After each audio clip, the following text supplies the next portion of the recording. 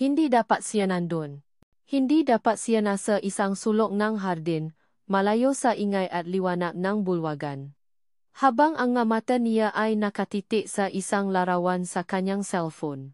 Ang isang kamay niya ay nakakuyom, halos mabasa na ang mamahaling baso na hawak niya. Ang kabuuan ng kanyang mundo, ang istrukturang perpekto at kinokontrol na matagal na niyang inaalagaan, ay biglang nayanik. Hindi ngang isang lindo, kundi ngang isang maliit na larawan. Isang larawan ni Sofia, kasama ang tatlong bata. Tanging isang maingat na ngiti ang nakakabit sa kanyang mukha habang pinapakinggan niya si Cassandra na nagpapaliwanag tungkol sa kanilang bagong joint venture. Ang salita nito ay tila nawalan ng bigat. Naging ingay na lang sa kanyang tenga. Ang utak ni Enzo Alcantara, na dating nakatutok sa bilyong pisong mga transaksyon, ay ngayon ay nababagabak ng isang kakaibang pakiramdam. Ang mukha ng tatlong bata, makamuha sila sa kanya, sa kanilang nga mata, sa kanilang nga labi, sa pangkalahatang anyo ng kanilang nga mukha. Parang may malamig na kamay na sumunggap sa kanyang puso at pinisil iyon. Isang alon ng galit at sakit ang sumiklap sa loob niya, isang bagay na akala niya ay matagal nang nakalibing. 6 na taon na ang nakalipas. 6 na taon mula nang iwan siya ni Sofia nang walang paalam. Para lang magpadala ng isang mensahe sa pamamagitan ng kanyang sekretarya na, may iba na akong gusto. Para kay Enzo, iyon ay katumbas ng kamatayan. Ang taong naisa na nakapabukas ang kanyang puso, ang taong naparamdam sa kanya na totoo ang pag-ibig, ay siya ring napahirap sa kanya. Dahil doon, isinara niya ang kanyang puso, pinili ang pagiging CEO na walang kalaban-laban. Nakontrolado ang lahat ng nasa paligid niya, at nakikipag-ugnayan sa makababayhan na tulad ni Cassandra. Nakatulad niya. Perpekto, matagumpay, at walang emosyon. Enzo, are you listening? Tanong ni Cassandra. Ang boses nito ay may halong pag-alala. Ngunit sa tingin niya, ito ay mas mukhang pag-alala para sa kanyang imahe kaysa para sa kanya. Yes, of course. Sagot niya, I'm just thinking about something else. Isang tawa ang namo sa kanyang lalamunan. Something else. Isang taong mukhang kamuha niya. Pero wala siyang ideya kung sino ang nga ito. Naramdaman niya ang malamig na pag-usisa sa tingin ni Cassandra, at nagbago ang pakiramdam niya. Sana ay hindi ito tungkol sa trabaho, Enzo. Mamaya na natin pag-usapan, hindi ba? Ngayon ay kailangan nating mag-enjoy. Isang ngiti na hindi umabot sa kanyang nga mata ang ibinigay nito. The board is watching. Tumango si Enzo. At huminga siya ng malalim. Sinubukan niyang kalimutan ang larawan, ngunit hindi niya magawa. Paulit-ulit na bumabalik ang nga mukha ng tatlong bata sa kanyang isip. Sino sila? Sila ba ang dahilan kung bakit siya iniwan ni Sofia? Kung gayon, bakit nila iniwan siya? Bakit hindi niya alam ang tungkol sa mga ito? 1,000 tanong ang nagsasalitan sa kanyang utak. At ang bawat isa ay tila mas masakit kaysa sa nauna. Excuse me. Sabi niya kay Cassandra. I'll be right back. Lumabas siya ng bulwagan, at nagtungo sa isang liblib na sulok ng hardin. Hinarap niya ang kanyang sekretarya, si Mia, na tumawag sa kanya. Mia, I cancel mo lahat ng appointments ko bukas. At ang meeting sa Feridian. Kailangan kong mag-focus sa isang personal na bagay. Nagulat si Mia sa tono ng kanyang boses. Sir, pero ang meeting po sa Veridian ay napaka-importante. Nandiyan po si Mr. Gozon. I don't care, sabi ni Enzo. I cancel mo na lang. Sabihin mo ay may biglaang kailangan akong gawin. Now, binalik niya ang kanyang tingin sa larawan. Ang larawan ni Sofia at ang tatlong bata. Ang larawan ay kinuha sa isang probinsya, sa likod ng isang school bus. Ang nga bata ay nakangiti. At ang isang kamay ay nakahawa sa kamay ni Sofia. Ang kanyang puso ay kumikirot. Hindi siya dapat na nagiging ganon. Hindi siya dapat na nakadarama ng anumang emosyon. 6 na taon na ang lumipas. 6 na taon na siyang walang emosyon. Ngunit ang sakit na ito ay parang isang matandang kaibigan na bumalik sa kanyang buhay. Ang mga bata ay mukhang masaya, bulong niya sa sarili. At si Sofia. Tumingin siya sa mukha ni Sofia. Siya ay maganda pa rin. Ang kanyang mga mata ay puno ng kaligayahan. Ngunit mayroon siyang malalim na kalungkutan sa kanyang mga mata. Isang kalungkutan na hindi niya maintindihan. Bakit? Bakit niya iniwan siya? Kung masaya siya sa mga bata, bakit hindi niya isinama si Enzo?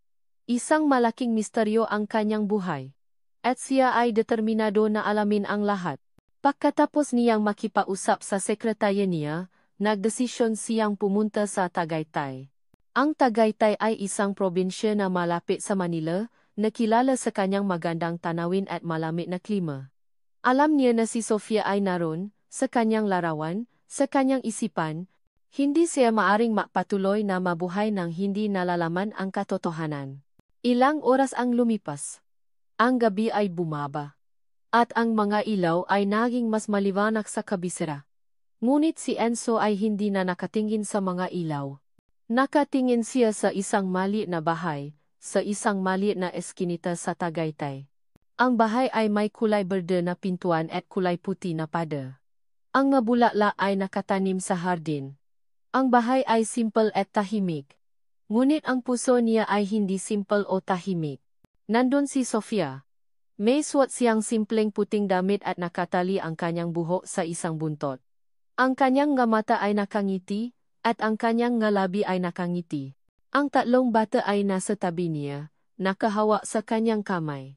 Ang isa ay may hawak na isang libro, ang isa ay may hawak na isang laruan, at ang isa ay may hawak na isang tasa. Ang kanilang nga mukha ay puno ng ligayahan, at ang kanilang nga ngiti ay parang nga anghel. Sofia. Bulong ni Enzo sa kanyang sarili. Ang kanyang tini ay nangingini. Ang kanyang kamay ay nakakuyom. Ang kanyang puso ay tumatalon. Hindi siya makapaniwala sa nakikita niya. Ang taong minahal niya, ang taong iniwan siya, ay narito. At ang mga bata, na mukhang kamukha niya, ay ang kanyang mga anak. Ang kanyang mga mata ay puno ng luha. Ang kanyang puso ay nabasag. Ano ba ang nangyari sa atin? Tanong niya sa kanyang sarili. Ano ba ang nangyari sa pag-ibig natin? Tiningnan niya si Sofia at ang tatlong bata. Ang kanyang mata ay puno ng luha. Ang kanyang puso ay nabasa. Ang mga bata. Sila ba ang mga anak ko? Ang mga salita ay lumabas mula sa kanyang bibig, na parang isang hininga. Sofia, bakit? Bakit mo itinago ang nga anak natin sa akin? Ang masalita ay hindi umabot sa kanya, ngunit ang emosyon ay naroon. Ang kanyang puso ay nasira. Ang kanyang mundo ay gumuho. Siya ay nakatayo doon, tulad ng isang rebulto, ang kanyang puso ay nabasak. Hindi niya alam kung ano ang dapat niyang gawin. Kung ano ang dapat niyang isipin. Kung ano ang dapat niyang sabihin. Ang lahat ng kanyang mundo ay gumuho sa isang sandali. At siya ay naiwan sa kanyang sakit, at sa kanyang pagdurusa. Mula sa malayo, tahimik na pinakmasdan ni Enzo ang pamilyang itinago sa kanya. Ang mamuka nila, ang mangiti nila. Isang huling tanong ang bumalot sa kanyang isipan, isang tanong na mas masakit pa sa anumang sakit na kanyang naranasan. Ito ba ang katotohanan? Na may pamilya ako? Na hindi ko alam. Hindi alam ni Enzo kung gaano katagal siyang nakatayo doon, tulad ng isang estatwa, habang pinamamasdan ang tahimik na tanawin sa harapan niya. Ang init ng dugo ay unti-unting dumaloy sa kanyang gaugat. Pumalit sa lalamig ng gulat na kanina ay halos bumalot sa kanya. Hindi ito isang panaginip. Hindi rin ilusyon. Naroon si Sofia, ang babaeng akala niya ay matagal nang nakalimutan. At kasama niya ang tatlong batang kamukha niya. Ang sakit at galit na natulog sa loob niya sa loob ng 6 na taon ay biglang nagising, mas malakas kaysa dati. Sofia. Bulong niya sa hangin. Ang tinik niya ay basag, puno ang damdamin. Nang makita niya si Sofia na tumalikod at pumasok sa bahay kasama ang mga bata, bigla siyang kumilos. Bawat hakbang na ginawa niya patungo sa pintuan ay parang may tumutula sa kanya. Hindi siya pamilyar sa daan, ngunit ang puso niya ay nagtuturo sa kanya. Ang puso na matagal na niyang ipinilit na patayin. Kumatok siya sa pintuan. Isang malakas, mabilis na katok. Sa likod ng pintuan, narinig niya ang boses ni Sofia na nasasabi, "Santi, Lucas, Mia, huwag kayong maingay. Matulog na kayo." "Sofia, ako ito." "Enzo," sigaw niya. Naramdaman niya ang katahimikan sa loob ng bahay. Narinig niya ang gayapa. Ang pintuan ay biglang bumukas. Ngunit hindi si Sofia ang lumabas. Isang bata ang tumambat sa kanya, ang kanyang mga mata ay parang mga bituin. Ang kanyang buhok ay itim, at ang kanyang labi ay parang labi ni Sofia. Ngunit ang hugis ng kanyang mukha, ang kanyang ilong, iyon ay sa kanya. "Sino ka po, sir?" tanong ng bata. Natigilan si Enzo. Hindi siya makapagsalita. Ang mata niya ay punong luha. Ako si Papa," sigaw ng bata. Natigilan si Enzo. Ang kanyang puso ay tumalon. "Papa!" Sa likod ng bata, nakita niya si Sofia. Ang mukha nito ay puno ng takot. Ang mata nito ay puno ng luha. "Mia," sabi niya, "bumalik ka sa loob. Ngayon na." Ngunit huli na ang lahat. Nakarinig na si Enzo. Narinig na niya ang salitang matagal na niyang pinangarap na marinig. "Sofia, anong ibig sabihin nito?" tanong ni Enzo. Ang boses nito ay puno ng galit at sakit. "Bakit tinawag niya akong papa? Anong nangyayari?" Hindi nagsalita si Sofia. Pinasok niya si Mia sa loob at sinara ang pinto sa mukha ni Enzo. Nagalit si Enzo. Nanggigigil siya. Kumatok siya ulit sa pintuan. "Sofia, buksan mo ang pintuan. Ngayon na. Kailangan nating mausap." Nag-aalala si Enzo. "Sofia, huwag kang mag-alala. Hindi ako galit. Gusto ko lang malaman ang katotohanan." Ngunit ang kanyang tinig ay nanginginig. Alam niya na siya ay nagsisinungaling. Siya ay galit. Galit siya sa sarili niya. Galit siya kay Sofia. Galit siya sa mundo. Maya-maya, bumukas ang pintuan. Nakita niya si Sofia at ang tatlong bata. Ang kanilang nga mata ay puno ng takot. "Enzo, umalis ka na. Wala kang dapat na malaman. Ito ang aming buhay. Umalis ka na." "Hindi ako aalis," sabi ni Enzo. "Hanggang hindi mo sinasabi sa akin ang katotohanan. Bakit mo itinago ang mabata sa akin? Bakit mo ako iniwan? Bakit?" Nagsimulang umiyak si Sofia. "Umalis ka na. Umalis ka na, Enzo. Please." Hindi siya nakinig. Lumapit siya kay Sofia at hinawakan niya ang kamay nito. "Sofia, please. Tell me. I need to know. Hindi ako alis hanggang hindi mo sinasabi sa akin ang katotohanan." Naramdaman ni Enzo ang lamig ng kamay ni Sofia. Naramdaman niya ang sakit nito. Naramdaman niya ang takot nito. Ngunit hindi siya makapaniwala. Hindi niya maintindihan kung bakit niya ginawa iyon. Bakit niya itinago ang nga bata sa kanya? Bakit niya ipinakait sa kanya ang karapatang maging ama? "Enzo, hindi mo maintindihan. Umalis ka na," sabi ni Sofia. "Maintindihan ko," sigaw ni Enzo. "Sinasabi mo ba sa akin na hindi ako dapat na maging ama? Na hindi ako dapat na makaroon ng pamilya? Sinasabi mo ba sa akin na hindi ako karapat-dapat?" Umiyak si Sofia. Niyakap niya ang nga bata at pinotektahan sila. "Umalis ka na. Enzo, umalis ka na." "Hindi ako aalis," sabi ni Enzo. "Hanggang hindi mo sinasabi sa akin ang katotohanan." Sa gitna ng kaguluhan, biglang may isang bata na tumakbo sa harap ni Enzo. "Kuya, ikaw ba si Papa?" tanong nito. Natigilan si Enzo. Ang kanyang puso ay tumalon. "Oo," sabi niya. "Ako si Papa."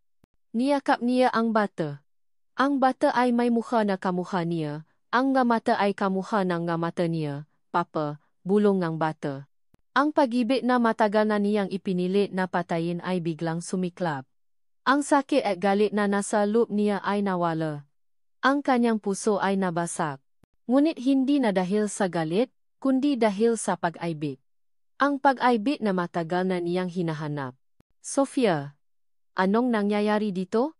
Nagulat si Enzo nang marinig niya ang tinig na iyon. Ang tinig na iyon ay pamilya. Ang tinig na iyon ay kinakatakutan niya. Ito ay ang tinig ng kanyang ina.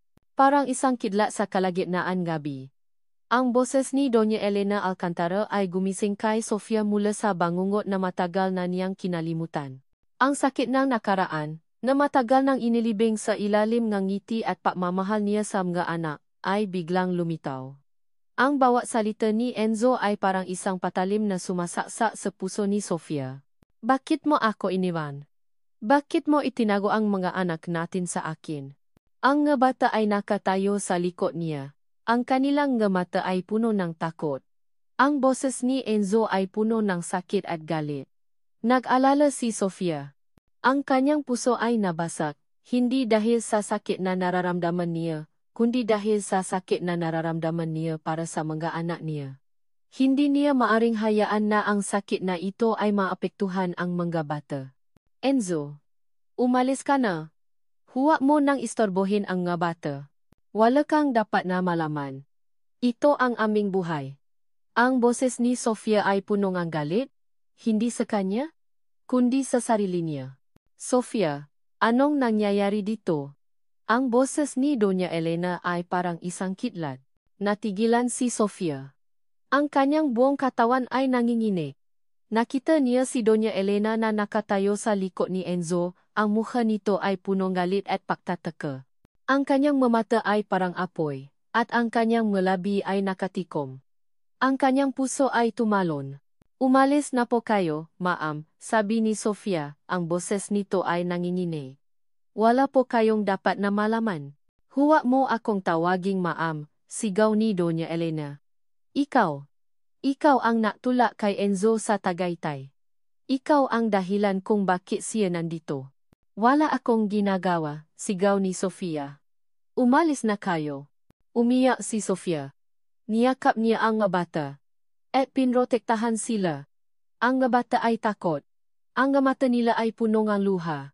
Hindi ko alam kung bakit mo ako ginawa ito, sabi ni Sofia sa sarili. Bakit mo kami sinisira? Sofia, sabi ni Enzo. Bakit mo itinago ang mabata sa akin? Ang boses nito ay punong sakit. Hindi naksalita si Sofia. Pinasok niya ang bata sa loob ng bahay. Hindi mo maintindihan. Umalis ka na. Enzo, umalis ka na. Anong hindi ko maintindihan? Sigaw ni Enzo. Ang pagiging ama. Ang pagmamahal sa mga anak. Sinasabi mo ba sa akin na hindi ako dapat na maging ama? Sinasabi mo ba sa akin na hindi ako karapat-dapat? Umiyak si Sofia. Ang kanyang puso ay nabasak. Hindi niya maaring sabihin ang katotohanan. Hindi niya maaring sabihin na ang lahat ng ito ay ginawa ni Doña Elena. Hindi niya maaring sabihin na ang kanyang ina ang dahilan kung bakit siya iniwan ni Enzo. Umalis ka na, Enzo, sabi ni Sofia. Hindi nakikinig si Enzo. Sofia, sabihin mo sa akin. Sinasabi mo ba na ang nga anak natin ay hindi ko dapat na makilala? Ang sakit ay lumabas sa kanyang bibig. Ang sakit ay nakdulot ng mas malaking sakit sa kanyang puso. Ang sakit ay nakdulot ng mas malaking sakit sa kanyang kaluluwa. Sofia, bakit? Hindi naksalita si Sofia. Ang kanyang mata ay puno ng luha. Ang kanyang puso ay nabasa. Umalis ka na, Enzo. Please. Huwag mo na kaming istorbohin. Nananawagan ako sa iyo. Hindi nakikinig si Enzo. Siya ay nasa isang estado negulat at sakit. Enzo, halika na, sabi ni Doña Elena. Hindi siya dapat na maging asawa mo. Hindi siya dapat na maging ina ng nga anak mo. Ma, anong sinasabi mo? Halika na, Enzo. Umalis na tayo. Ang babae na ito ay masama. Hindi siya masama, sigaw ni Enzo. Hindi mo siya kilala. Kilala ko siya, sabi ni Doña Elena. Siya ang nag-iwan sa iyo. Umalis na kayo, siga ni Sofia, umalis na kayo. Ngayon na, niyakap ni Sofia ang mga bata. Ang nga bata ay umiyak. Ma, anong nangyayari? Tanong ngang isa sa mga bata. Wala, anak, sabi ni Sofia, huwag kang maalala. Ang lahat ay magiging maayos. Bakit umiyak ang nga mata niyo, ma? Tanong nga isa sa mga bata. Hindi naksalita si Sofia. Ang kanyang nga mata ay puno ng luha. Ang kanyang puso ay nabasag. Umalis na kayo, siga ni Sofia, ngayon na. Hindi nakikinig si Enzo. Siya ay nasa isang estado ng gulat at sakit. Sofia, bakit? Bakit mo kami iniwan? Hindi naksalita si Sofia. Ang kanyang nga mata ay puno ng luha. Sofia, sabi ni Enzo, kung mahal mo ako, sabihin mo sa akin. Sinasabi mo ba na ang maanak natin ay hindi ko dapat na makilala? Hindi naksalita si Sofia. Ang kanyang puso ay nabasa. Hindi ko alam kung bakit mo ginawa ito, sabi ni Enzo. Ngunit malalaman ko ang katotohanan. Ang galit na naglalagablap sa loob ni Enzo ay hindi natagal ay napalitan ng isang malalim na pakalito. Nakaupo siya sa isang coffee shop sa Tagaytay. Ang bawat kape na nilalagay niya sa kanyang bibig ay parang isang patalim na sumasaksak sa kanyang puso. Ang mga salita ni Sofia ay patuloy na naglalagablap sa kanyang isip. Umalis na kayo. Huwag mo na kaming istorbohin. Ang masalita ni Doña Elena ay parang isang kidlat. Ang babae na iyon ay masama. Hindi siya makapaniwala sa nakita niya. Ang mukha ni Sofia, puno ng sakit at takot. Ang mamata ng mabata, puno ng takot. Ang kanyang ina, na may mukha na puno ng galit at pagtataka. Hindi niya alam kung sino ang dapat niyang paniwalaan. Ang kanyang ina, na nag-alaga sa kanya sa loob ng maraming taon. O si Sofia, ang babaeng minahal niya, ang babaeng nagiwan sa kanya. Enzo, anong ginagawa mo rito? Ang boses ni Cassandra ay parang isang kidlat. Natigilan si Enzo. Hindi niya alam na naroon si Cassandra. Wala ka dapat dito, sabi niya, ang boses niya ay malalim. Wala ka dapat dito, sabi ni Cassandra, ngunit nandito ka. May nakita akong isang larawan sa iyong cellphone. May isang babae at 3 bata. Wala kang dapat na alamin. Sabi ni Enzo. Anong ibig mong sabihin? Sigaw ni Cassandra. Ako ang iyong asawa. Ako ang dapat na maging ina ng anak mo. Hindi naksalita si Enzo. Ang kanyang puso ay nabasa.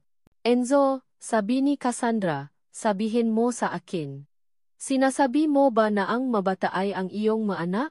Hindi naksalita si Enzo. Ang kanyang puso ay nabasa. Enzo, sabi ni Cassandra, hindi ka makapaniwala. Hindi ka makapaniwala na ang bata ay ang iyong anak. Hindi mo siya kilala. Kilala ko siya, sabi ni Enzo. Siya ang ina ng anak ko. Hindi siya ang ina ng anak mo, sigaw ni Cassandra. Ako ang ina ng anak mo. Hindi naksalita si Enzo. Ang kanyang puso ay nabasag. Umalis ka na, Cassandra, sabi ni Enzo. Wala kang dapat na alamin. Ito ay isang personal na bagay. Hindi ito isang personal na bagay, sigaw ni Cassandra. Ito ay ang aming buhay. Ito ay ang aming kasal. Hindi ka makapaniwala. Hindi naksalita si Enzo. Ang kanyang puso ay nabasa. Enzo, sabi ni Cassandra, sabihin mo sa akin. Sinasabi mo ba na ang bata ay ang iyong anak? Hindi naksalita si Enzo. Ang kanyang puso ay nabasa. Umalis ka na, sabi ni Enzo. Ngayon na. Hindi nakikinig si Cassandra. Hindi ako alis. Hanggang hindi mo sinasabi sa akin ang katotohanan. Hindi naksalita si Enzo. Ang kanyang puso ay nabasag. Enzo, sabi ni Cassandra, kung mahal mo ako, sabihin mo sa akin. Hindi ko alam kung ano ang dapat kong sabihin, sabi ni Enzo. Ngunit malalaman ko ang katotohanan. Hindi pa rin humuhupa ang kaba sa dibdib ni Sofia. Ang pagbabalik ni Enzo ay parang isang bagyo na dumating ng walang babala at ngayon, ang kalmadong buhay na binuo niya sa loob ng 6 na taon ay parang isang gumuho na. Ang nga mata niya ay puno ng luha. Niyakap niya ang mga bata at pinotektahan sila. Ma, anong nangyayari? Tanong ang isa sa mga bata.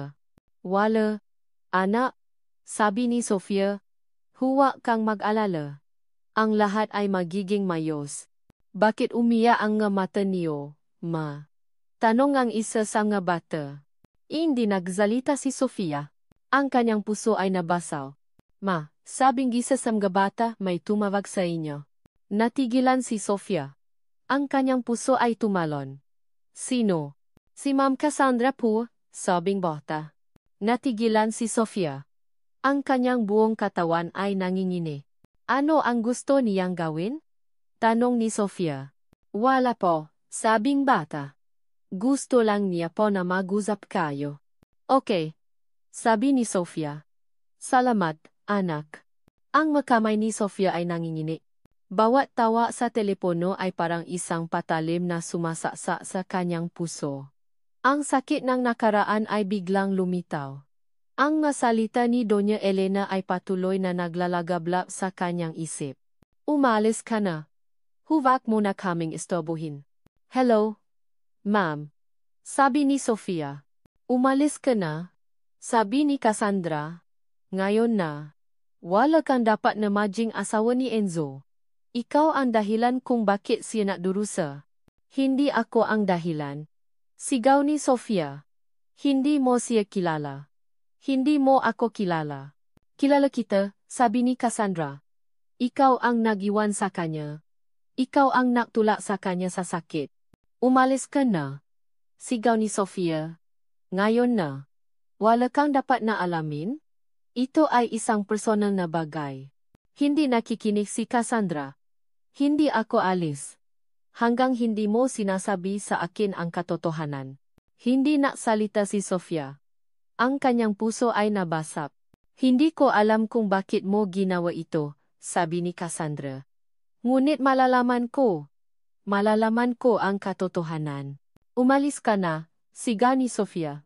Hindi ako alis, sabi ni Cassandra. Hanggang hindi mo sinasabi sa akin ang katotohanan. Hindi nagsalita si Sofia.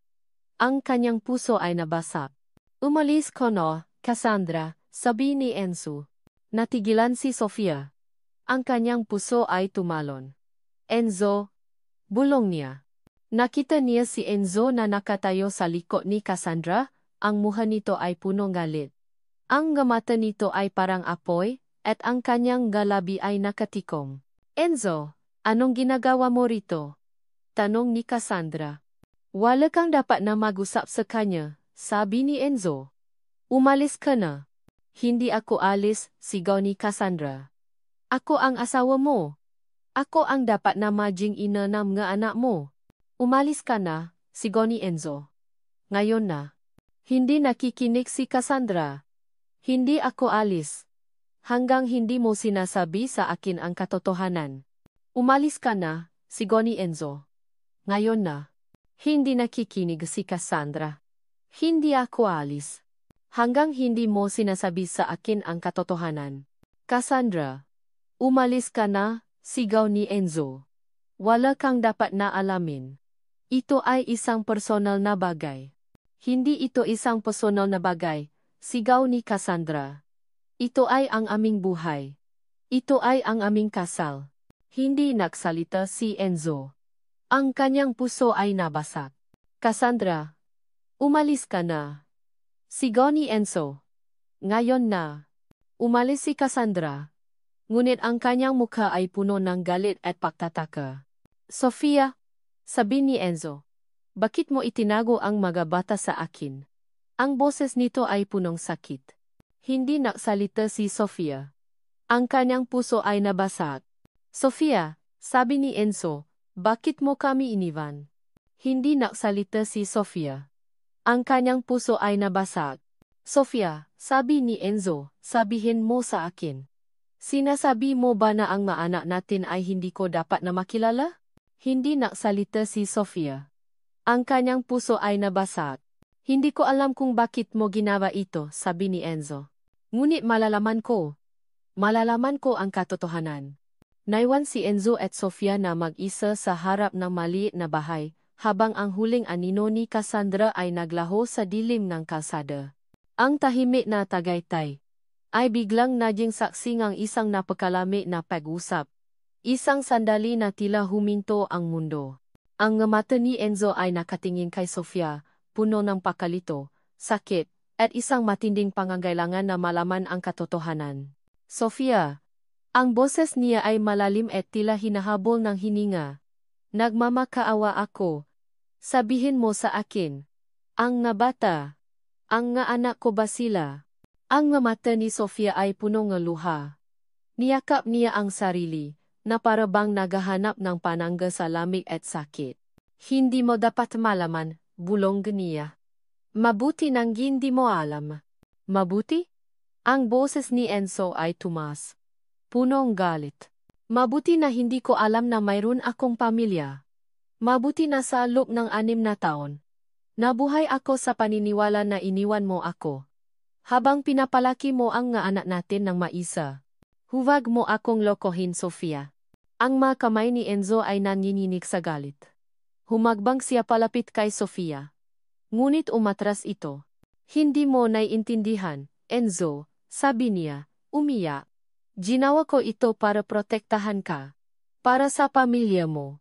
Protektahan ako. Tumawa si Enzo, isang mapait na tawa.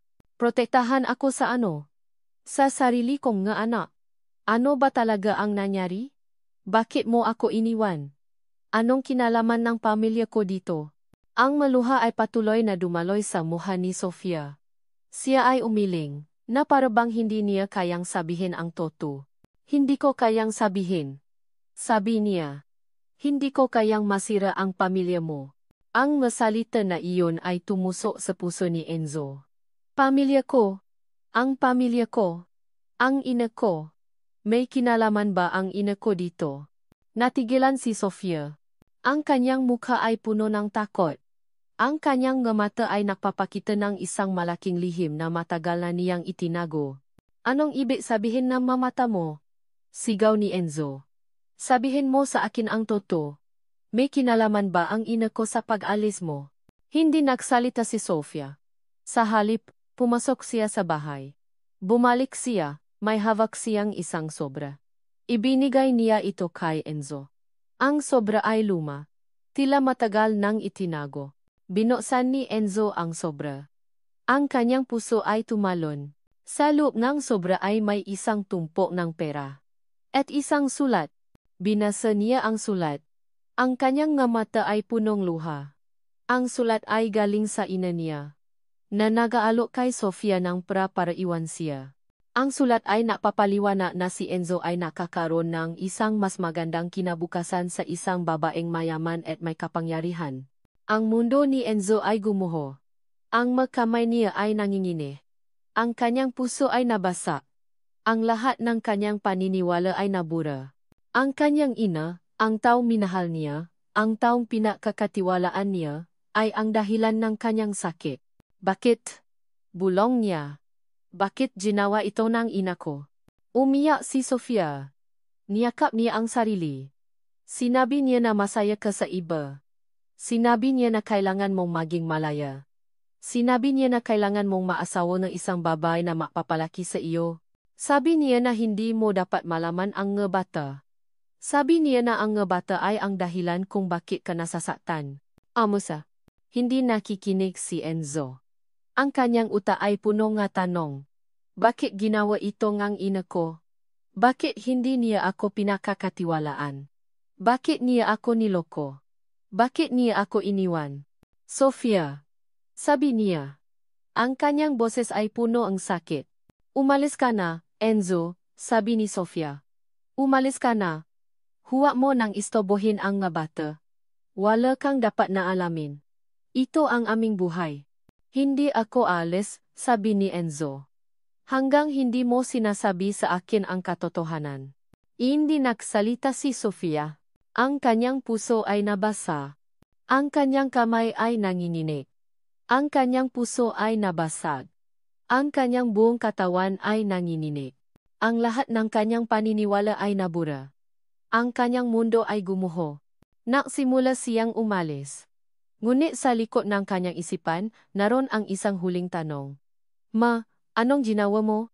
Ang gintong araw ay lumubo sa likod ng bulubundukin, at ang bawat sinak nito ay tila nakdudulo ng kirot sa puso ni Doña Elena Alcantara. Nakaupo siya sa kanyang malaking sala. Ang bawat piraso ng mamahaling kasangkapan ay tila nakpapaalala sa kanyang perpektong mundo na pinagsikapan niyang buuin. Isang mundo na ngayon ay nasira dahil sa isang lihim na itinago niya. Anak, bulong niya sa hangin. Ang mukha ni Enzo, puno ng sakit at pakalito, ay hindi maalis sa kanyang isipan. Hindi niya kailanman inisip na ang lahat ng kanyang ginawa, na para sa ikabubuti ni Enzo, ay magiging dahilan ng kanyang pagdurusa. Sa kanyang isipan, inalagaan niya si Enzo sa loob ng maraming taon. Ginawa niya ang lahat para sa kanya. Ngunit ngayon, ang lahat ng iyon ay naging abo. Tumawa siya sa kanyang matalik na kaibigan, si Aling Tess. Ang kanyang boses ay nanginginig, Tess, ginawa ko ang isang bagay na masama. Si Enzo, natakpuan na niya ang bata. Ano? Tanong ni Aling Tess. Umiyak si Doña Elena. Ginawa ko ito para sa kanya. Para sa kanyang kinabukasan. Akala ko ay masaya siya kay Cassandra. Akala ko ay nakalimutan na niya si Sofia. Elena, bakit mo ginawa ito? Tanong ni Aling Tess. Hindi mo dapat na ginawa iyon.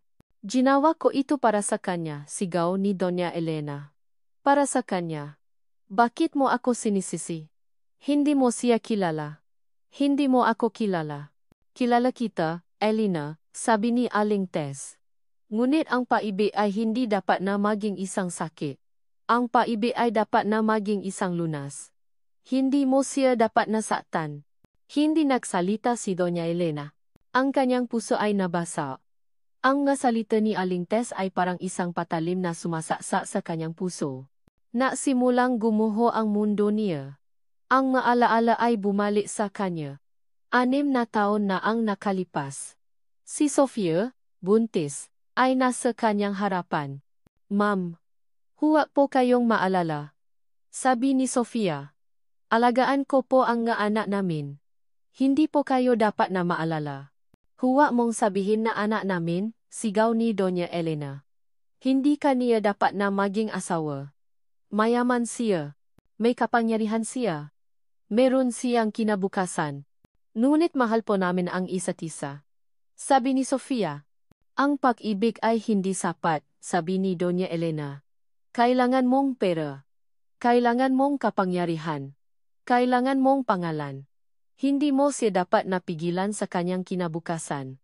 Ngunit, ang nga anak ko, sabi ni Sofia. Huwag mong sabihin na anak mo, sigaw ni Doña Elena. Hindi mo sila dapat napigilan sa kanilang kinabukasan. Ang nga anak mo ay dapat na maging malaya. Hawa. Umiyak si Sofia. Niyakap niya ang sarili. Narito ang pera, sabi ni Doña Elena. Umalis ka na. Huwag mo na siyang istorbohin. Hindi ko po kailangan ang pera ninyo, sabi ni Sofia. Kailangan ko po ang pagmamahal niya. Hindi ka niya mahal, sigaw ni Doña Elena. Kung mahal ka niya, hindi ka niya iniwan, umalis ka na. Ngayon na. Ang alaala ay naglaho. Bumalik siya sa kanyang sala. Ang kanyang puso ay nabasag. Biglang bumukas ang pintuan. Nakita niya si Enzo. Ang kanyang mukha ay puno ngalit. Ma, sabi niya. Bakit? Bakit mo ginawa ito? Anak, ginawa ko ito para sa iyo, sabi ni Doña Elena. Para sa iyong kinabukasan. Anong kinabukasan? Sigaw ni Enzo. Ginawa mo ako na isang sakit. Ginawa mo ako na isang taong hindi alam ang kanyang sariling nga anak. Bakit? Para sa iyo, anak, sabi ni Doña Elena. Hindi mo maiintindihan. Ang pag-ibig ay hindi sapat. Hindi ko naiintindihan. Sigaw ni Enzo. Ikaw ang dahilan kung bakit ako nasasaktan. Ikaw ang dahilan kung bakit ako nagdurusa. Anak, hindi mo naiintindihan, sabi ni Doña Elena. Maintindihan ko, sigaw ni Enzo. Sabihin mo sa akin. Sinasabi mo ba na ang nga anak natin ay hindi ko dapat na makilala? Hindi nagsalita si Doña Elena. Ang kanyang puso ay nabasag. Bakit ma? Tanong ni Enzo. Hindi nagsalita si Doña Elena. Ang kanyang puso ay nabasag. Bakit? Tanong ni Enzo. Bigla, naramdaman ni Doña Elena ang isang matinding kirot sa kanyang dibdib. Ang kanyang buong katawan ay nanginginig. Ang kanyang mata ay nakdilim. Enzo. Bulong niya. Naramdaman niya ang malamig na kamay ni Enzo sa kanyang kamay. Ngunit huli na ang lahat. Ang kanyang buong katawan ay bumagsak. Ang pader ng ospital ay puti at tahimik, ngunit ang isip ni Enzo ay parang isang malakas na agos ng tubig na puno ng galit, sakit, at pakalito.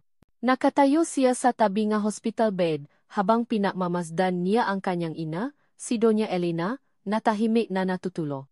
Ang kanyang mukha, na dating puno ng kapangyarihan at pagmamahal, ay ngayon ay parang isang matandang babae na may sakit.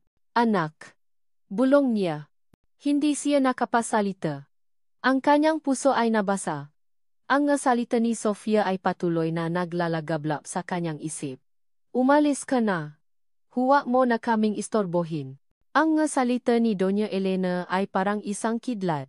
Ang babae na iyon ay masama. Ma, bulong niya. Bakit mo ginawa ito? Ang kanyang puso ay puno ng galit at sakit. Ngunit hindi niya maaring saktan ang kanyang ina. Ang kanyang ina, na nag-aalaga sa kanya sa loob ng maraming taon. Ang kanyang ina, na minahal niya. Biglang bumukas ang pintuan. Nakita niya si Cassandra. Ang kanyang mukha ay punong galit. Ang kanyang mga mata ay parang apoy. Enzo, anong ginagawa mo rito? Tanong ni Cassandra. Ikaw ang dahilan kung bakit kami nasasaktan. Hindi ako ang dahilan, sigaw ni Enzo. Ikaw ang dahilan? Hindi ako ang dahilan, sigaw ni Cassandra. Ikaw ang dahilan, ikaw ang naiwan sa akin. Ikaw ang natula sa akin sa sakit. Hindi nagsalita si Enzo. Ang kanyang puso ay nabasag. Enzo, sabi ni Cassandra, ang ating kasal ay nasira. Ang ating pamilya ay nasira. Ang lahat ng ito ay dahil sa iyo. Hindi nagsalita si Enzo. Ang kanyang puso ay nabasag. Umalis ka na, Cassandra, sabi ni Enzo. Wala kang dapat na alamin. Ito ay isang personal na bagay. Hindi ito isang personal na bagay, sigaw ni Cassandra. Ito ay ang aming buhay. Ito ay ang aming kasal. Hindi ka makapaniwala. Hindi nagsalita si Enzo. Ang kanyang puso ay nabasag. Enzo, sabi ni Cassandra, ang ating pamilya ay nasira. Ang ating kasal ay nasira. Hindi ka dapat na maging asawa ko. Umalis ka na, sigaw ni Enzo. Ngayon na. Umalis si Cassandra, ngunit ang kanyang mukha ay punong galit. Ang kanyang mata ay parang apoy. Biglang tumunog ang kanyang cellphone. Isang mensahe ang nakita niya. Ang mensahe ay galing sa isang numero na hindi niya kilala. Enzo, umalis na kami. Huwag mo na kaming istorbohin. Nananawagan ako sa iyo. Natigilan si Enzo. Ang kanyang puso ay tumalon. Sofia. Ang kanyang makamay ay nanginine. Ang kanyang puso ay nabasag. Ang kanyang buong katawan ay nanginine. Ang lahat ng kanyang paniniwala ay nabura. Ang kanyang mundo ay gumuho. Siya ay nasa isang estado ng gulat at sakit. Sofia. Bulong niya. Nagsimula siyang umalis. Ngunit sa likod ng kanyang isipan, naroon ang isang huling tanong. Ma, anong ginawa mo? Ang mundo ni Enzo ay gumuho, ngunit hindi niya maring hayaan na ang sakit ay maging kanyang katapusan. Ang kanyang puso ay puno ng galit, sakit, at pakalito. Ngunit ang mga salita ni Sofia ay parang isang kidlat na sumasaksak sa kanyang puso. Umalis na kami. Huwag mo na kaming istorbohin. Hindi niya alam kung saan sila naroon. Wala siyang ideya kung saan siya magsisimula. Ngunit siya ay determinado na hanapin sila.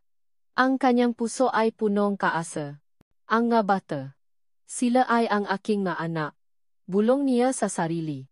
Hindi ko maaring hayaan na ang nga bata ay maging malayo sa akin. Tumawa siya sa kanyang matalik na kaibigan, si Marco. Si Marco ay ang tanging taong pinakakatiwalaan niya. Marco, kailangan ko ang tulong mo. Kailangan kong hanapin si Sofia at ang mabata. Enzo. Anong nangyari? Tanong ni Marco. Umiyak si Enzo. Ang ina ko. Siya ang dahilan kung bakit kami nasasaktan. Siya ang dahilan kung bakit kami nasira. Enzo, huwag kang mag-alala, sabi ni Marco. Narito ako para sa iyo. Salamat, Marco. Sabi ni Enzo. Kailangan kong hanapin si Sofia at ang mabata. Kailangan kong hanapin ang pamilya ko. Saan sila naroon? Tanong ni Marco. Hindi ko alam, sabi ni Enzo. Ngunit malalaman ko. Malalaman ko ang katotohanan. Hindi nagsalita si Marco. Ang kanyang puso ay nabasag. Ang kanyang kamay ay nangingini. Ang kanyang puso ay nabasag. Ang kanyang buong katawan ay nangingini. Ang lahat ng kanyang paniniwala ay nabura. Ang kanyang mundo ay gumuho. Marco, kailangan ko ang tulong mo, sabi ni Enzo. Kailangan ko na maging malaya. Kailangan ko na maging ama. Narito ako para sa iyo. Sabi ni Marco. Ano ang kailangan mo? Kailangan ko na mahanap, sabi ni Enzo. Kailangan ko na mahanap ng nga clue. Ano ang nga clue? Tanong ni Marco. Ang nga bata. Ang nga larawan, sabi ni Enzo. Ang nga larawan ni Mia. Mia? Tanong ni Marco. Si Mia. Siya ay isa sa mga anak ko. Sabi ni Enzo. Enzo, huwag kang maalala, sabi ni Marco. Narito ako para sa iyo. Ngunit kailangan mo na maging malaya. Kailangan mo na maging ama. Salamat, Marco, sabi ni Enzo. Salamat sa iyo. Umalis si Enzo. Ang kanyang puso ay puno ng pag-asa. Ang kanyang buong katawan ay nangingini. Ang lahat ng kanyang paniniwala ay nabura. Ang kanyang mundo ay gumuho. Siya ay nasa isang estado ng gulat at sakit. Sofia. Bulong niya. Nagsimula siyang mahanap. Ngunit sa likod ng kanyang isipan, naroon ang isang huling tanong. Ma, anong ginawa mo? Ang kalikasan sa tabing dagat ay payapa, ngunit ang puso ni Sofia ay parang isang malakas na agos ng tubig na punong galit, sakit, at pagkalito. Ang ganda ng kalikasan ay hindi makapagpapayapa sa kanyang puso. Ang mata ni Sofia ay puno ng luha. Ang kanyang puso ay nabasag. Ang salita ni Doña Elena ay patuloy na naglalagablap sa kanyang isip. Umalis ka na. Huwag mo na kaming istorbohin. Ang salita ni Enzo ay parang isang kidlat. Sinasabi mo ba na ang anak natin ay hindi ko dapat na makilala? Salamat sa inyo, sabi ni Sofia sa kanyang maanak. Salamat sa inyo dahil nandito kayo. Ang kaligayahan ko ay dahil sa inyo. Ang bata ay niyakap siya. Ma. Mahal ka namin, sabing isa sa mga bata. Umiyak si Sofia. Mahal na mahal ko kayo, bulong niya. Bigla, narinig niya ang isang tinik sa kanyang likuran. Ang tinik na iyon ay pamilyar. Sofia. Natigilan si Sofia. Ang kanyang buong katawan ay nangingini. Ang kanyang puso ay tumalon. Enzo. Bulong niya. Nakita niya si Enzo na nakatayo sa likod niya. Ang mukha nito ay puno ng sakit. Ang kanyang mata ay parang apoy, at ang kanyang labi ay nakatikom. Enzo, anong ginagawa mo rito? Tanong ni Sofia. Umalis ka na. Huwag mo na kaming istorbohin. Hindi ako alis, sabi ni Enzo. Hanggang hindi mo ako napapatawad. Nananawagan ako sa iyo. Hindi ko alam kung bakit mo ginawa ito, sabi ni Sofia. Ngunit malalaman ko ang katotohanan. Sofia, pinatawad na kita. Pinatawad ko na rin ang ina ko, sabi ni Enzo. Kailangan ko na maging malaya. Kailangan ko na maging ama. Hindi nagsalita si Sofia. Ang kanyang puso ay nabasa. Sofia, pakinggan mo ako, sabi ni Enzo. Alam ko na hindi ko dapat na ginawa ito. Ngunit ginawa ko ito dahil sa pagmamahal. Ginawa ko ito para sa inyo. Para sa mabata. Ang mabata ay hindi mo dapat na makilala, sabi ni Sofia. Umalis ka na. Hindi ako alis, sabi ni Enzo. Hanggang hindi mo sinasabi sa akin ang katotohanan. Hindi nagsalita si Sofia. Ang kanyang puso ay nabasak. Sofia, sabihin mo sa akin. Sinasabi mo ba na ang mga anak natin ay hindi ko dapat na makilala? Hindi nagsalita si Sofia. Ang kanyang puso ay nabasak. Sofia, pakinggan mo ako. Ang lahat ng ito ay ginawa ko dahil sa pagmamahal. Ginawa ko ito para sa inyo. Para sa mga bata. Umiyak si Sofia. Niyakap niya ang sarili. Enzo, hindi mo naiintindihan. Ang lahat ng ito ay ginawa ko para sa iyo. Para sa iyong kinabukasan. Anong kinabukasan? Sigaw ni Enzo. Ginawa mo ako na isang sakit. Ginawa mo ako na isang taong hindi alam ang kanyang sariling nga anak. Bakit? Para sa iyo, Enzo, sabi ni Sofia. Hindi mo maintindihan. Ang pag-ibig ay hindi sapat. Hindi ko naiintindihan, sigaw ni Enzo. Ikaw ang dahilan kung bakit ako nasasaktan. Ikaw ang dahilan kung bakit ako nakdurusa. Enzo, pakinggan mo ako. Ang lahat ng ito ay ginawa ko para sa iyo. Para sa iyong kinabukasan. Maintindihan ko, sigaw ni Enzo. Sabihin mo sa akin. Sinasabi mo ba na ang mga anak natin ay hindi ko dapat na makilala? Hindi nagsalita si Sofia. Ang kanyang puso ay nabasag. Bakit, Sofia? Tanong ni Enzo. Bakit mo kami iniwan? Hindi nagsalita si Sofia. Ang kanyang puso ay nabasag. Sofia, pakinggan mo ako. Ang lahat na ito ay ginawa ko para sa iyo. Para sa iyong kinabukasan. Ang kanyang kamay ay nanginini. Ang kanyang puso ay nabasag. Ang kanyang buong katawan ay nanginini. Ang lahat ng kanyang paniniwala ay nabura. Ang kanyang mundo ay gumuho. Siya ay nasa isang estadong gulat at sakit. Sofia. Bulong niya. Nagsimula siyang maglakad. Ngunit sa likod ng kanyang isipan, naroon ang isang huling tanong. Ma, anong ginawa mo? Ang bawat araw sa bagong buhay ni Enzo ay parang isang panaginip na ayaw niyang matapos. Ang dating walang emosyon at kontroladong CEO ay napalitan ng isang ama na puno ng pag-ibig at pag-asa. Nakaupo siya ngayon sa sahig ng bahay ni Sofia, habang naglalaro ng block puzzles kasama ang kanyang nga anak. Ang ngatawanan ng nga bata ay parang isang himig na nagpapagaan sa kanyang puso. Papa, tingnan mo! Sigaw ni Mia. Habang itinuturo ang kanyang pinagagawang tore. Niyakap ni Enzo si Mia. Magaling ka. Anak. Ang galing mo. Ang mamata ni Enzo ay punong luha. Ang kanyang puso ay nabasa, ngunit hindi na dahil sa galit, kundi dahil sa paibig. Ang paibig na matagal na niyang hinahanap. Sa bawat sandali na kasama niya ang mabata, nararamdaman niya ang init ng pamilya. Naramdaman niya ang paibig na matagal na niyang ipinilit na patayin.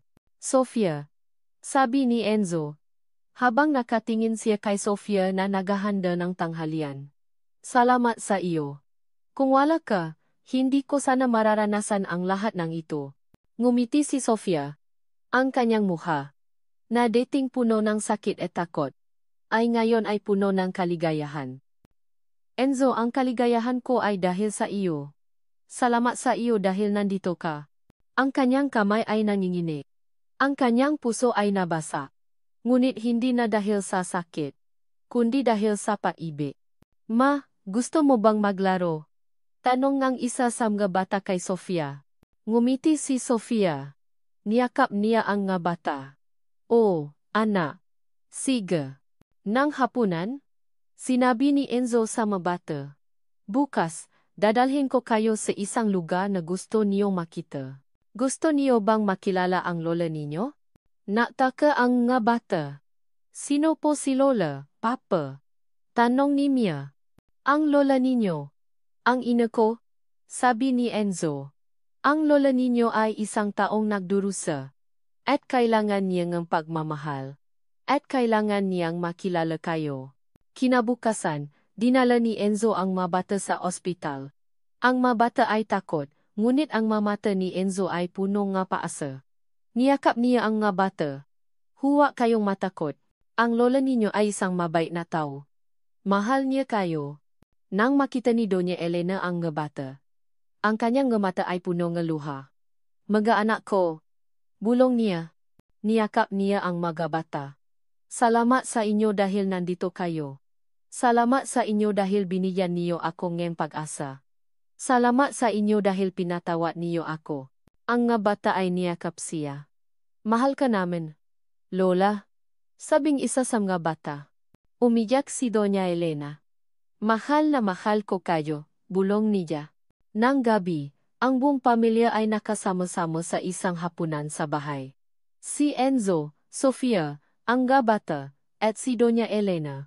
Ang hapunan ay punong tawanan at kaligayahan. Pagkatapos ng hapunan, nakita ni Enzo si Sofia na nakatayo sa tabi ng bintana habang pinagmamasdan niya ang kalikasan. Lumapit siya kay Sofia at niyakap niya ito. Sofia, bulong niya. Salamat sa iyo. Salamat sa iyo dahil binigyan mo ako ng pamilya. Salamat sa iyo dahil pinatawad mo ako. Ngumiti si Sofia. Enzo, ang kaligayahan ko ay dahil sa iyo. Salamat sa iyo dahil nandito ka. Ang kanyang kamay ay nanginginig. Ang kanyang puso ay nabasa. Ngunit hindi na dahil sa sakit, kundi dahil sa pag-ibig. Sofia, 6 na taon na ang nakalipas. Sinabi mo sa akin na mahal mo ako. Ngayon, ano na? Tanong ni Enzo. Ang araw ay lumubo sa likod ng bulubundukin. At ang bawat sina nito ay tila nadudulot ng kirot sa puso ni Sofia. Nakatayo siya sa tabi ng bintana. Habang pinagmamasdan niya si Enzo na naglalaro kasama ang mga bata. Ang kanyang puso ay punong galit, sakit, at pakalito. Ngunit ang nga salita ni Enzo ay parang isang kidlat na sumasaksak sa kanyang puso. Sofia, 6 na taon na ang nakalipas. Sinabi mo sa akin na mahal mo ako. Ngayon, ano na? Hindi siya nakapagsalita. Ang kanyang puso ay nabasa. Sofia, bulong ni Enzo. Oh, sabi ni Sofia. Mahal pa rin kita. Mahal na mahal kita. Ang mamata ni Enzo ay punong luha. Niyakap niya si Sofia. Sofia, salamat sa iyo. Salamat sa iyo dahil binigyan mo akong pamilya. Salamat sa iyo dahil pinatawad mo ako. Umiyak si Sofia. Niyakap niya si Enzo. Enzo, ang kaligayahan ko ay dahil sa iyo. Salamat sa iyo dahil nandito ka. Ang kanyang kamay ay nanginginig. Ang kanyang puso ay nabasag. Ngunit hindi na dahil sa sakit, kundi dahil sa pag-ibig. Sofia, mahal na mahal kita. Sabi ni Enzo. Mahal na mahal din kita, sabi ni Sofia. Ang pag-ibig na matagal na nilang itinago ay biglang sumiklap. Ang sakit at galit na nasa loob nila ay nawala. Ang kanilang puso ay nabasag, ngunit hindi na dahil sa galit, kundi dahil sa pag-ibig. Ang pag-ibig na matagal na nilang hinahanap. Pagkatapos ng ilang buwan, ang buong pamilya ay nakasama-sama sa isang simbahan. Si Enzo, Sofia, ang mga bata, at si Doña Elena. Ang simbahan ay puno ng tawanan at kaligayahan. Ang mga bata ay nakatayo sa harap ng simbahan habang pinagmamasdan nila si Enzo at Sofia na nakikasal. Ang kanilang mga mata ay puno ng luha. Ma, anong nangyayari? Tanong ng isa sa mga bata. Wala. Anak, sabi ni Sofia. Nakikasal kami ng papa mo. Bakit? Tanong ng isa sa mga bata. Dahil mahal namin ang isa't isa, sabi ni Sofia. Mahal namin kayo. Ang mabata ay niyakap siya. Mahal na mahal ka namin, ma. Sabing isa sa mga bata. Umiyak si Sofia. Mahal na mahal ko kayo, bulong niya. Ang kanyang puso ay nabasa. Ngunit hindi na dahil sa sakit, kundi dahil sa pag-ibig. Ang pag-ibig na matagal na niyang hinahanap. Sofia, mahal na mahal kita. Sabi ni Enzo. Mahal na mahal din kita, sabi ni Sofia. Ang kanilang makamay ay nanginginig. Ang kanilang puso ay nabasa. Ngunit hindi na dahil sa sakit, kundi dahil sa pag-ibig. Pagkatapos ang kasal, ang buong pamilya ay nakasama-sama sa isang hapunan. Si Enzo, Sofia, ang mga bata, at si Doña Elena. Ang hapunan ay puno ng tawanan at kaligayahan. Salamat sa inyo, sabi ni Doña Elena.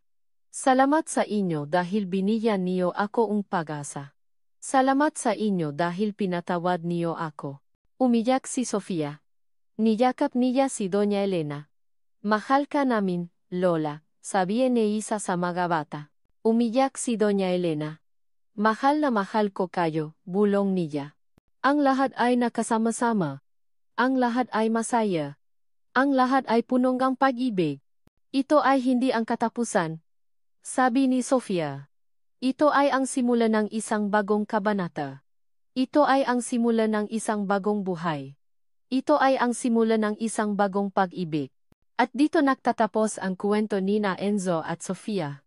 Salamat sa inyong lahat, mga mahal naming tagapakinig. Sa loob ng 12 kabanata, sinamahan ninyo kami sa bawat pagsubok, luha, at ngiti ni na Enzo, Sofia, at ng kanilang mga anak. Ang inyong pagmamahal at suporta ang naging lakas namin sa bawat salita at bawat pangungusap na aming isinulat. Ang kwentong ito ay nagsimula sa isang lihim na sakit, sa isang malaking kasinungalingan, at sa isang pag-ibig na akala natin ay matagal nang namatay. Ngunit sa huli, ipinakita nito sa atin na ang pagmamahal ay laging nagtatagumpay. Ang pagpapatawad ay hindi lang para sa iba, kundi para na rin sa ating sarili. Ito ay napapakita na sa kabila ng lahat ng sakit, mayroon pa ring paasa. Salamat sa inyong paglalakbay na kasama kami. Sana ay naniniwala kayo sa kapangyarihan ng paibig at pagpapatawad. Nais naming marinig ang inyong mga salobin at damdamin. Ano ang pinakamahalagang aral na natutunan ninyo sa kwentong ito? Ibahagi ang inyong mga komento sa ibaba. Hanggang sa muli. Lau Kilit TV.